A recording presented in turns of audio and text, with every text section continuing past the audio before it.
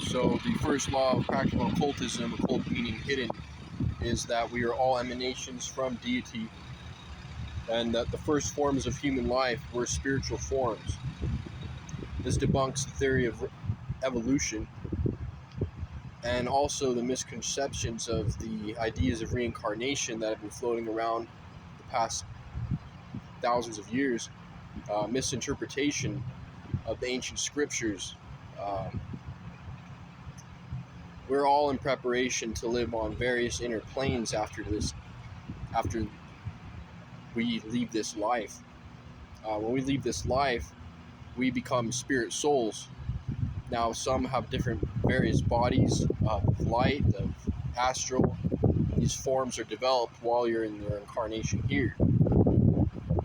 Conception, when we're conceived in the womb, the ancients penned this as we were conceived into the tomb. And in this tomb is where we gain all of our potentialities. Because when Eve, the primordial mother, bit the apple, she opened the gate for material incarnation. Once material incarnated, we then procreated individual forms. Now, these individual forms then become seeds that, once they die here in the physical realm, they're resurrected from the tomb.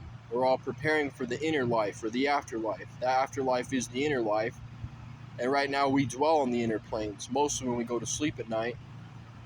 But there's always a part of us on these inner planes.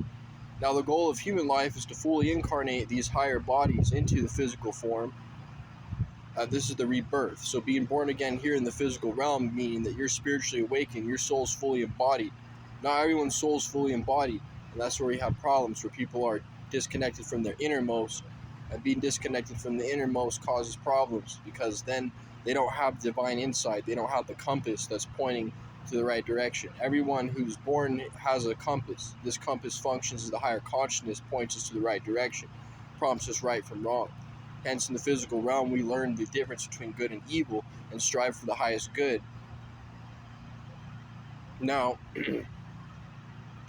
this whole life that we've lived in, even if it's only till age 44, 45, 60, 70, doesn't matter. You're still qualified to go to the inner planes. Now, the life that you live there, the occupation you take, the perceptions you have, the knowledge you have is what you gained here.